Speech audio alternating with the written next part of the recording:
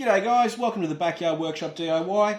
Today I'm going to show you how to make a simple French cleat system to tidy up your workshop without a table saw. First you will need some pine. Second, tape measure or any means of measuring your timber out. With that, pencil. You will also need a straight edge, a rule, something we can use to get long, straight lines. And lastly, a circular saw that can bevel. Added bonus, if you're a fence or a guide for it, makes life easy. Let's get stuck in. Okay, first things first, going to make these quite narrow because they're just going on the side of a workbench. They're not going to be heavy duty ones, but we can scale this up or down to whatever you intend on hanging off it. So to begin with, mine are only going to be 40mm wide on the tall side. So really simply going to go through and mark a whole heap of spots. Now, if you've got a marking gauge or something a bit fancier than that hanging around, make life a hell of a lot easier, but I want to try and show you how we can do this with as little as possible. So, line those up. We've got our mark for cutting. Now, for this to work out, saw setup's going to be key. So I'm really lucky here on the Milwaukee. I've actually got the option with a bevel gauge on the side of it. I can just slide that round, 45, and lock it off. So I'm going to have my 45 cut ready.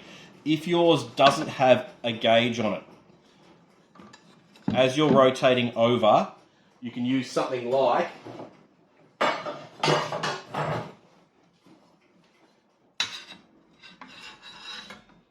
a speed square or a tri-square to measure up that 45 angle. But the key is this angle's going to be replicated on both sides of our cleat so they match in together. Now, of course, before we move on to cutting with our circular saw, PPE is a must. So, eye protection and ear protection. With a bit of timber clamped firmly down, I'll start moving along cutting. You'll notice I have to move these clamps a couple of times. That's because I'm using that fence for the circular saw, keeping it pressed against the timber to make sure I get a nice straight cut.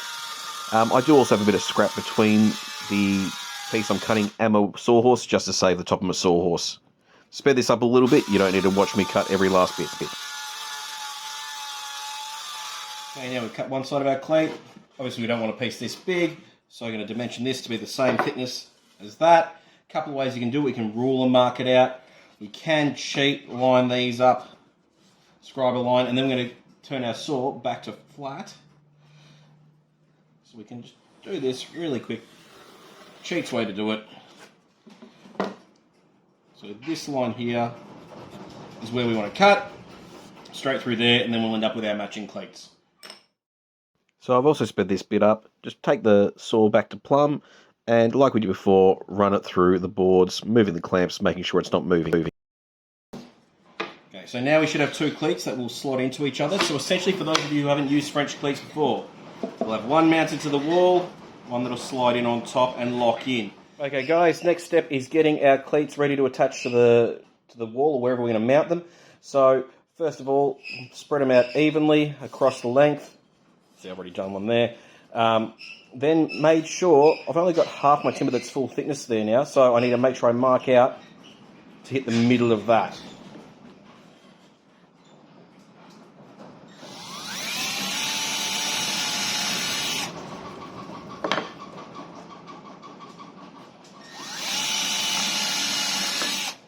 Okay, next step is to countersink. So what that's going to allow me to do is when I screw this to the wall it's going to be mounted to, or to the side of the cabinet it's going to be mounted to, screw head will sit flush, so the opposite cleat or anything I put on it's not going to hit on it, so it's going to allow it to sink down into the timber.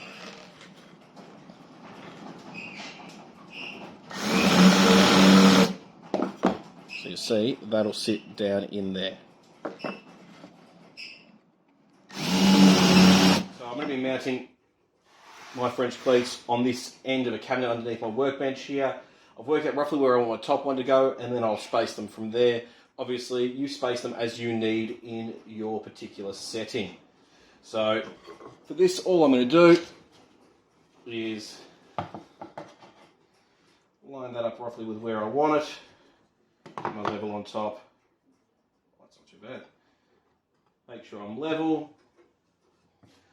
Get my screw and my driver into my pre-drilled hole. I've done my middle one first, so I can still get some movement up or down as I need to make sure I go in level. Obviously, being in level is going to impact how the whole thing sits when I get others on top of it. And there we go, our cleats are all in place. So we can now get stuck into making some holders, but I'll save that for another video. There you have it, guys. Simple French cleat system that didn't require a table store. Means I can now have some of my everyday tools nice and readily accessible when I need them, and frees up some drawer space, storage, and I've got all manner of options. I can move this around as I need to. Can even still store my bench hook down the bottom there. All different ways you can set up the different hooks and things like that, tool holders. We can talk about that in another video. Thanks so much for watching, guys. That was my simple French cleat system without a table saw. I hope you enjoyed it. If you did, don't forget to like the video, subscribe, and jump over to Instagram and check me out at Backyard Workshop DIY. Have a great day. Thanks, guys. Bye.